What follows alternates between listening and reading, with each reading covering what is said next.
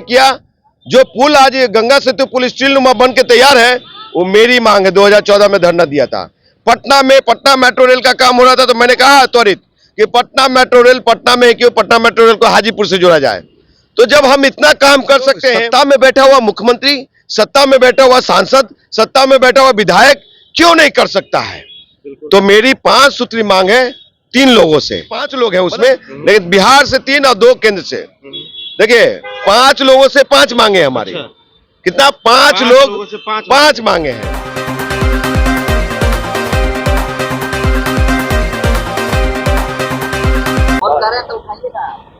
केंद्र में रामराज तो था ही, अब बिहार में भी जो है कि रामराज आ गया है। जी हाँ, मैं बात कर रहा हूं रामराज की। देखिए एनडीए सरकार जब केंद्र में थी तो 22 जनवरी को प्राण प्रतिष्ठा के बाद कहा गया कि अब रामराज आ गया है। वो रामराज जो है कि पूरे तरीका से 28 जनवरी को बिहार में भी आ गया और कल फ्लोर टेस्ट के बाद ये कंफर्म हो गया कि अब बिहार में रामराज भी आ गया है। अब हमारे साथ बात करने के लिए इस रामराज में जो है कि बात करने के लिए राजकुमार पासवान है। क्या इस रामराज में बिहार को विशेष राज्य की दर्जा मिलेगा? क्या पटना यूनिवर्सिटी को केंद्रीय यूनिवर्सिटी का दर्जा मिलेगा? आइए हम इस पे बात करते हैं राजकुमार पासवान से। राजकुमार पासवान जी, अब तो बिहार में भी रामराज आ गया। देखिए रामराज आ गया, मेरी शुभकामनाएं हैं इन राम भक्त को, नाथूराम गोडसे भक्त को, दीनदयाल उपाध्याय, श्यामा प्रसाद मुखर्जी भक्तों को। लेकिन बधाई इस शर्त के साथ है अभिषेक जी कि भैया जब आप एनडीए छोड़ करके महागठबंधन के साथ होते हैं, तब आप बिहार को विशेष राज्य की दर्जा की मांग करते हैं। जब आप एनडीए छोड़ करके अलग होते हैं तो पटना विश्वविद्यालय को केंद्रीय विश्वविद्यालय बनाने की बात होती है। वो बंद पड़े कल कारखाना पुनः चालू कराने की बात होती है। साहब इंजीनियर राजकुमार पासवान 2 बार लोकसभा का चुनाव लड़ा है। 14 में रामविलास पासवान जी के खिलाफ, 19 में पशुपति कुमार पारस जी के खिलाफ। 3रा स्थान वहां की जनता ने दिया और हम खाली नहीं बैठे। वहां के भी लोगों के लिए मैंने मांगे किया। जो पुल आज गंगा सेतु पुल स्टील नुमा बन के तैयार है, वो मेरी मांग है। 2014 में धरना दिया था। पटना में पटना मेट्रो रेल का काम हो रहा था, तो मैंने कहा त्वरित कि पटना मेट्रो रेल पटना में क्यों, पटना मेट्रो रेल को हाजीपुर से जोड़ा जाए। तो जब हम इतना काम कर सकते हैं, तो सत्ता में बैठा हुआ मुख्यमंत्री, सत्ता में बैठा हुआ सांसद, सत्ता में बैठा हुआ विधायक क्यों नहीं कर सकता है? तो मेरी 5 सूत्री मांग है 3 लोगों से। मतलब कि 5 लोग हैं उसमें, लेकिन बिहार से 3 और 2 केंद्र से। देखिए 5 लोगों से 5 मांगे हमारी। कितना? 5 लोग 5 मांगे हैं। देखिए बिहार के सम्मानीय मुख्यमंत्री नीतीश कुमार जी से, बिहार के सम्मानीय उप मुख्यमंत्री सम्राट चौधरी जी से, बिहार के सम्मानीय उप मुख्यमंत्री विजय सिन्हा जी से, और ऊपर में मोटा भाई गृह मंत्री और देश के सम्मानीय ओजस्वी प्रधानमंत्री, समझे, 56 इंच के सीने वाले से नरेंद्र दामोदर मोदी साहब से मेरी मांग है 5। साहब सुन लीजिए, बताइए। पहला मांग, बिहार को विशेष राज्य की दर्जा आप कब देने जा रहे हैं? आपकी सरकार है, केंद्र में भी एनडीए की सरकार, बिहार में भी एनडीए की सरकार, तो बिहार को विशेष राज्य की दर्जा कब देने जा रहे हैं? दूसरी मांग कि बिहार में बंद पड़ा कल कारखाना कब आप चालू करवा रहे हैं? चाहे नया कल कारखाना कब लगाएंगे? तीसरी मांग कि पटना विश्वविद्यालय को कब आप केंद्रीय विश्वविद्यालय की सूची में शामिल कर रहे हैं? उसको कब केंद्रीय विश्वविद्यालय की दर्जा दे रहे हैं? चौथी मांग कि जितने भी नियोजित शिक्षक हैं, समझे, जितने भी आशा बहनें हैं, जितने भी शिक्षक को बाहर का रास्ता दिखाया गया है, और सम्राट चौधरी जी, विजय सिन्हा जी सड़कों पे थे उनके मांगों को लेकर के, तो कब उनके मांग को, सभी मांगों को पूरा कर रहे हैं? समझे, से पे दिखावटी नहीं। 5वां, जो अनुसूचित जाति जनजाति, बिहार के अनुसूचित जाति जनजाति हैं, जो नाले पे, नहर पे, तालाब पे आप गुजर बसर कर रहे हैं, झोपड़ी बना करके, मड़ई बना करके, तो ये बताइए आप पांचों देश के सम्मानीय लोग संवैधानिक पद पे बैठे हुए हैं कि उन लोगों को आवास कब दे रहे हैं?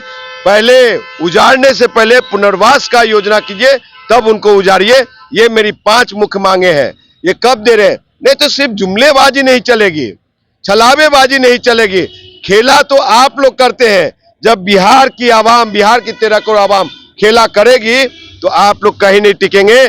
हम बिहार ने देखा, जेपी को भी, कर्पूरी को भी, लोहिया को भी, श्री बाबू को भी, समझे, ये कर्पूरी ठाकुर जी को भी देखा, भोला पासवान शास्त्री को भी देखा, जगन्नाथ मिश्र को भी देखा, लालू प्रसाद यादव को भी देखा।